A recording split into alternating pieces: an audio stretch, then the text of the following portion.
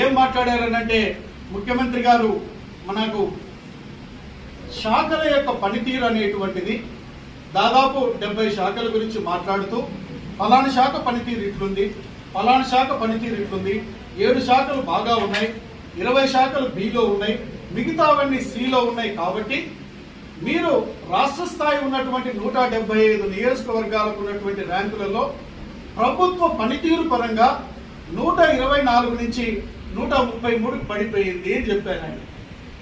దానికి కారణం ఏమిటనంటే కొత్త జిల్లాలను ఏర్పాటు చేసినప్పుడు అన్ని శాఖలకి ఇక్కడ మనకు అధికారులు రాలేరు, దీనికి కొంత సమయం పడుతుంది. జనవరిలో మనకి జిల్లా ఏర్పాటు జరిగింది. దీని ద్వారా మనకి ఏం జరుగుతూ ఉందనంటే అన్నిటికీ ఇప్పటికి కూడా మనం కొన్ని శాఖలకి ఒంగోలు ఇక్కడికి రెండిటికి జిల్లా స్థాయి అధికార యంత్రాంగాన్ని ఇన్ఛార్జీలుగానే ఉన్నారు. ఇది గమనించకుండా ఆయన ఏదో మనకి చెప్పాడు, ఆయన ఏదో 133 పడిపోయింది, ఎమ్మెల్యే పనితీరు పడిపోయింది అంటున్నాడు.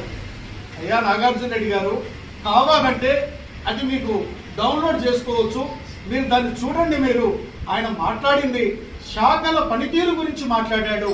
శాఖ స్పష్టంగా దాని గుండా ఆయన చెప్పదలుచుకున్నది ఏమిటి అనంటే ప్రజలకి ప్రతి శాఖ సమర్థవంతంగా పనిచేసినప్పుడు ప్రభుత్వాలు ఉన్నటువంటిది ప్రజల యొక్క మేలు కోసం, ప్రజలకు బాగు కోసం, ప్రజలకు సేవ చేయడం కోసము వాటిలో వెనకబడ్డారని అక్కడ ఉన్నటువంటి జిల్లా కలెక్టర్ గారిని మాట్లాడారు. ఏ శాఖలో బాగలేదో ఆ యొక్క సంబంధించిన శాఖకి సంబంధించినటువంటి మిగతా యొక్క అధికారులను పిలిపించి మాట్లాడినటువంటి విషయం మీరు చూసినట్టు లేరు. ఇది మీరు గమనించకుండా మీరు ఇటువంటి మాటలు మాట్లాడి ప్రజలను ఏదో మభ్యపెట్టాలని చూస్తున్నారు.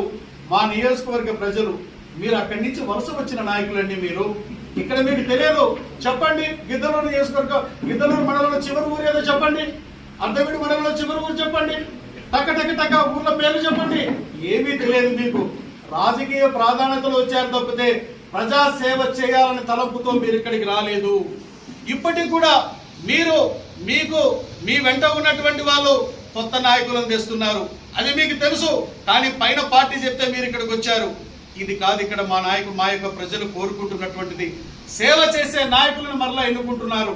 నేను మీకు ఒకటే చెప్తా ఉన్నాను, ఇక్కడ తాత్కాలికంగా ఆ శాఖను కొత్త జిల్లా ఏర్పాటు చేయడం వలన ఈ విధంగా ఉన్న తప్పితే మీరు మా జిల్లాలో ఉన్నటువంటి అధికారుల యొక్క పనితీరును కూడా నేను తప్పు పట్టడం లేదు.